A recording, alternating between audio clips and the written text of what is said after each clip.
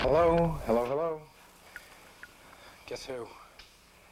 I bet you're a little surprised by this, and you'll have to excuse me because I lost my voice on Friday. It's Tuesday at 12:28 in the afternoon. I came home early from work today because I wasn't feeling that good, but I wanted to get this done, and I wanted to get it out to you.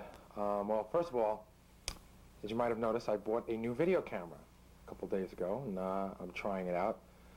So that's what this was all about. I've had a lot of things I wanted to say to you, which I think I should be saying to you in person, but getting an audience with you seems to be difficult. I could have wrote them to you in a letter, but these are things that I don't want to write to you in a letter, and these are things I don't want to say to you over the telephone, because I think you need to hear my voice, and I think you need to see me to understand some of these things, which is why this may get a little bit boring, because when you don't have somebody to talk to, you kind of have to do it all by yourself. So it's why I'm sending you this videotape. Hey, guess what? You haven't seen me in 7 months. This is what I look like now. It's my Atlantic Records t-shirt. My hair's a lot longer, but I just came in out of the rain. My face is thin, as you can see. I took some notes down. I have a lot of things I want to say. And like I said, when you don't have someone on the other end of the telephone, somebody to talk to remind you of stuff, so don't think that I'm cheating, but I had a lot of things I wanted to say, and I wanted to get them all in. Well, let's start with the thing that kind of prompted this whole thing. Last Friday night, I felt like the biggest idiot in the history of the world, and I was pretty hurt. I got to tell you, I was pretty hurt. Now, I'm sure that wasn't your intention, if you don't know what I'm talking about Frank drove me back from the city, and we went over to his house, and I had to sit in the car while you were upstairs, and I felt like a schmuck, Nance. I felt like a real dick. Frank's like, well, I'll drop you off at Vinny's, because Nancy really doesn't want to see you. Marianne says it's not a good idea if I bring you back here. She doesn't want to see you. So then Frank was feeling he was a little bit late. He goes, well, I might miss Marianne, so we're going to drive back, but why don't you just wait in the car? And I mean, come on, Nance, we're a little civilized here, don't you think? I mean, do you really think, and what's that all about, man? That kind of hurt a lot. But, especially, I've been telling Frank the whole way there about how I missed you and how I spoke to you, earlier in the week and a whole bunch of things. And I really there's been a lot of opportunities where I could have seen you. I could have set up accidentally bumping into you, and I hadn't. I respect your wishes. You say you don't want to see me, and I haven't been doing it. And then, this was like one of those purely coincidental things. I would have been nice to you. I would have said hello. What can I say? So I got to tell you, I was really hurt by that. But in a way, it makes me feel good because it tells me something. If you didn't still care about me, you'd see me. You wouldn't be afraid to see me if you still cared about me. And I think you still do care about me. I think you still care about me a lot. And I was telling Frank how much I missed you, how the last 7 months have been so tough, how I knew I was wrong. And I started to tell him a lot of things that I'm about to tell you. And Frank said, well, do you think she knows that? I said, well, yeah, I've tried to tell her. And he goes, well, are you sure she knows it? So you know what? I'm not sure that you know it. And now I'm going to put it down for you on videotape. So these are forever, man. Even if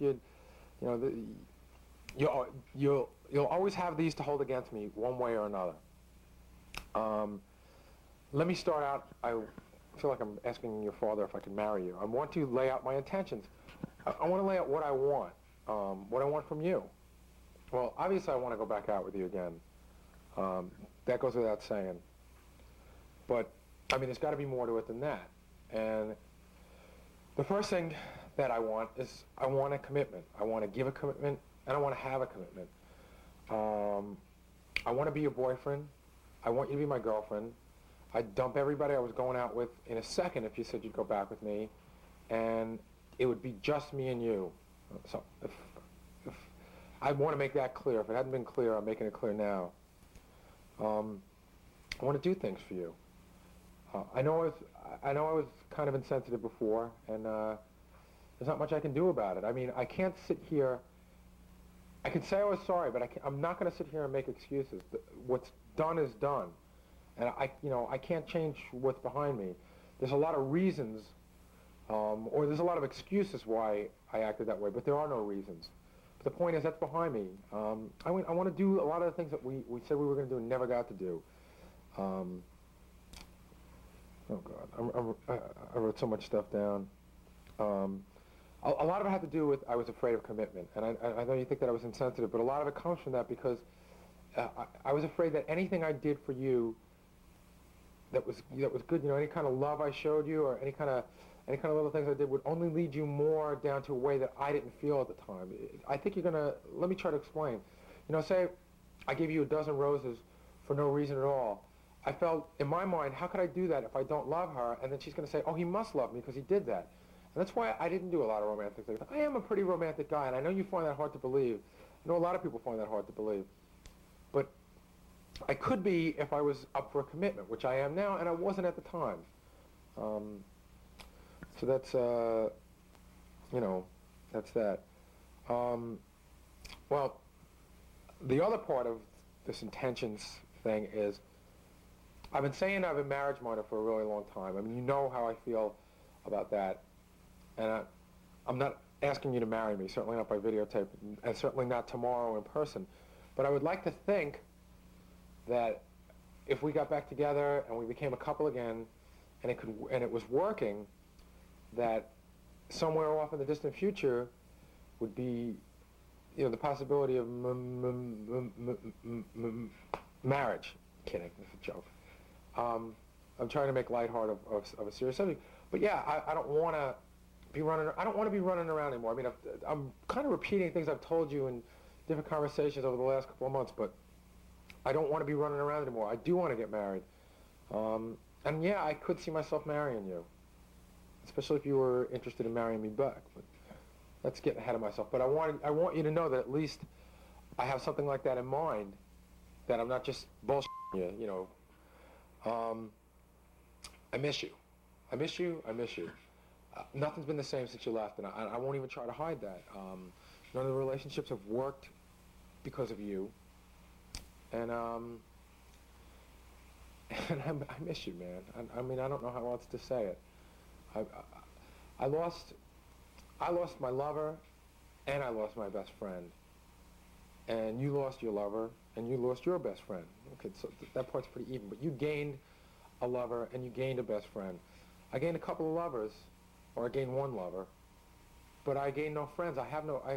There's nobody there to come home to call, and to tell all the great stuff, and like right now, I feel my professional life is like at a 9, and my personal life is at like a 2, you know, and it's been so hard up until that point. I always thought that that they were kind of even, like I wasn't really happy professionally, I didn't really have everything I wanted personally. Now I really feel great about the way work is going, and of course my curse on that is to have no one to share it with. So in a lot of ways it sucks. I don't know if you're happy right now where you are. I mean, I hear stuff through the grapevine. I don't, you know, everybody seems, I gotta tell you, this is what people tell me. They think that you're happy, they think that you're content, but they don't know if you're really, really happy, like as happy as you can be. And I think I can make you that happy. I think I could have made you that happy back then. I thought you and I were really happy together when there were happy times. Unfortunately, it wasn't all the time. If you want me to leave you alone, I'll leave you alone. I'll never, you know, I'll stop the phone calls. I'll stop sending the cute shit in the mail. The video, you know, this videotape. I'll put it all to an end. But I'm not going to let you off the hook that easy. If you want me gone, it'll be really simple. It'll take about 10 minutes of your time. If you want me gone, you have to see me face to face. In a sense, I've been thinking about this for the last couple of days. I'm in a very confused state. I miss you. I not only miss the things that we did, I miss the shit that we never got to do that we should have been doing. And I want to be, I just want to be part of it again, man. And I want you to be part of my life again. And I just, you know, I don't know what else to say. Think about it, please. I'm not begging now. I'm a little big and type, but I'm as close to begging as you can get. And I really want you to think about this whole tape. And the great thing about videotape is you can rewind it and watch it all over again in case you missed any of the important parts. I think we could be good together. Please think about it. Thanks.